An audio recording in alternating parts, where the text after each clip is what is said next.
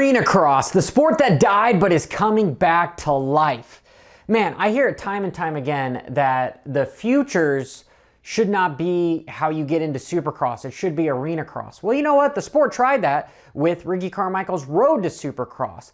And yeah, you've got big ass whoops. You've got maybe one gnarly section of a tall triple, but that's really all you can fit in a small stadium. We've seen Supercross riders go into Arenacross, and yeah, they're competitive, but they don't just own the show. And the reason being is Arenacross is its own animal, just like motocross is its own animal. The same reason why we give people a hard time when they're MXGP guys coming into Supercross saying, oh, it's going to take them a little while. Yeah, it's its own sport. I like the setup that Supercross has. Yes, I don't necessarily agree with already having a factory ride racing futures. It's the whole amateur motocross where you're on a factory team at 50 cc's.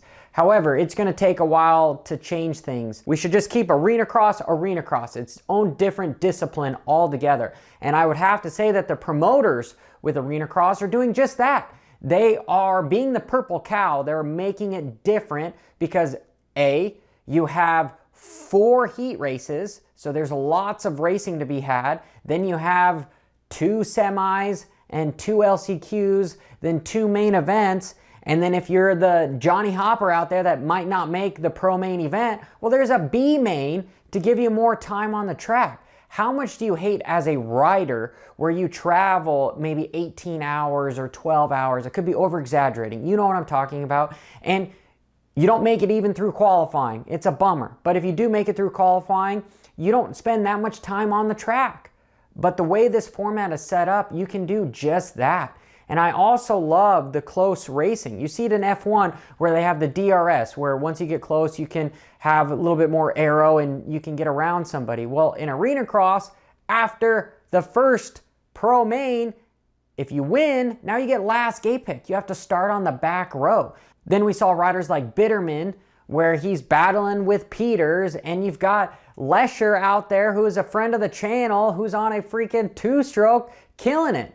And then they almost make as much money as the riders in Pro Supercross. Yeah, it's comparable. Supercross has had a small little bump in payout. First for a 250 win is $6,000. Well, Kyle Peters made $3,000, $1,500 per pro main win. Yes, that's only 50%, but let's be real. Do you think Kyle Peters is going to show up at a Supercross and beat Hunter Lawrence?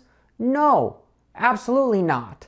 So he's relatively making more money doing Arenacross, and that's where it should be to help build the sport. Not to mention they have fan base funding where you can give as much money as you want to these riders in a sponsorship form or funding. They make it incredibly easy.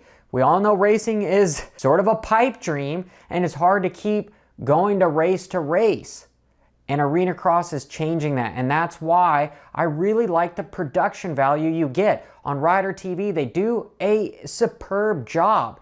I love to see the amount of enthusiasm with not being afraid to change it up. Literally, you could run a 450, a 252 stroke, a 125, a 250F, and that is just the pro class. There's just one pro class, and it's on Friday night, which is great. So in certain circumstances, a rider could still race Supercross on a Saturday or a motocross event or something.